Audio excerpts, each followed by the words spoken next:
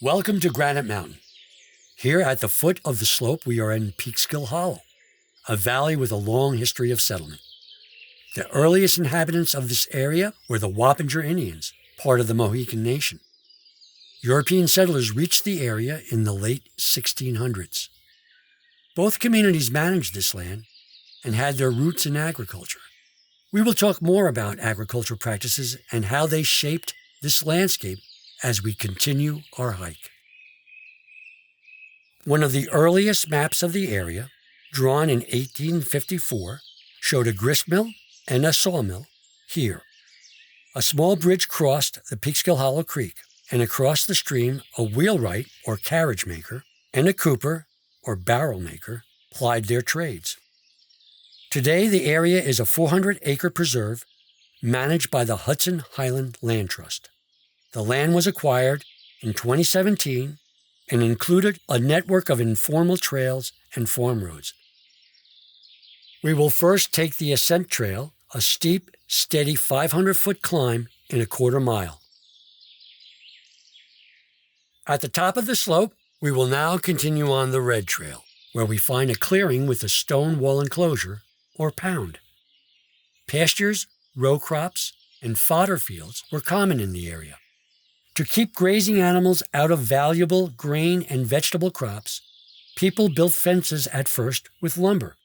When they eventually ran out of trees, they started using stone, a material readily found in Putnam County. You've perhaps heard the saying, "Good fences make good neighbors." A fence viewer was employed to inspect fences and make sure livestock couldn't get out to damage crops.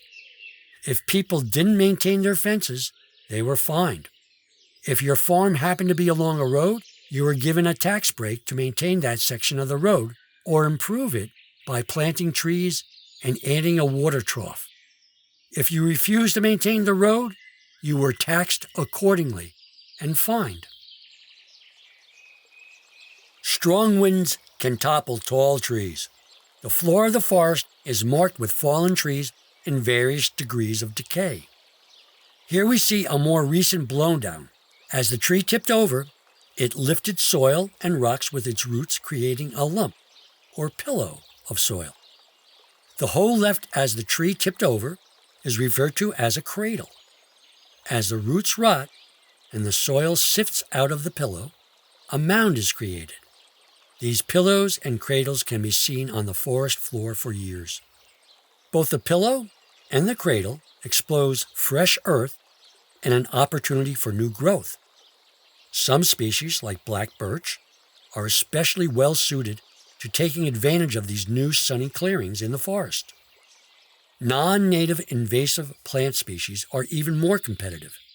While deer browse on native tree saplings as they emerge, they do not browse the non-native trees and shrubs, which get the upper hand. From the red trail, we'll continue to the yellow, moving in a counter-clockwise direction. We've reached an overlook where we can see the rugged, tree-covered hills rolling away. This land was first managed by Native Americans. They employed farming and forest management techniques to improve yields of crops, nuts, and wildlife. Fire was used to clear land for agriculture and for selective forest thinning. Forest management techniques allowed desirable species to thrive. Unwanted trees were girdled with fire. With less competition from other trees, the desired fruit and nut-bearing trees provided more consistent and heavier crops. Nuts and acorns also attracted wildlife, like squirrels, turkey, and deer, making it easier to hunt. Europeans managed the land differently, bringing knowledge and practices from Europe into a very different environment. Putnam's stony soils and hot, humid summers meant that farmers had to adapt to survive. Each farm was usually about 200 acres, with some of the acreage being improved for livestock and field crops, while others were left natural. Those 200 acres could sustain a family. Putnam farms were primarily subsistence farms. What they grew, they ate. They rarely had enough to sell, and if they did have something to sell, getting their products to market was difficult. 1880 was the pinnacle of farming in New York State. After that, farms started closing, and increasingly, the area turned to recreation. Nearby Oscawana Lake Colony became a summer and weekend destination for people living in New York City. Trees along this forested slope would have grown up after agriculture in the valley waned. This is called an even-aged stand, because all the trees in this stand started growing at about the same time. But as you look through the forest, you won't see many young saplings or seedlings. Our numerous deer have made a visible impact on forest health. Seedling trees are a favorite food of white-tailed deer. Without a predator, deer populations have grown to an estimated 40 to 50 per square mile. Since the deer feed on many native saplings and wildflowers, invasive plants have gotten the upper hand, colonizing the forest understory. This has had a marked impact on forest biodiversity. Birds who rely on specific habitat for nesting and foraging, and insects that need specific native host plants to survive, are not finding their required conditions. Both bird and insect abundance and diversity have decreased measurably in the last 60 years because of habitat degradation and climate change.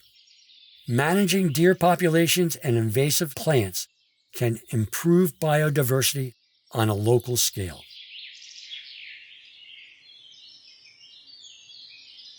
If you are interested in learning more about volunteer opportunities at Granite Mountain Preserve, contact the Hudson Highlands Land Trust at info@hhlt.org or visit their webpage www.hhlt.org. This project was made possible with funding from the Hudson River Valley Greenway, with special thanks to the Putnam County Historian's Office.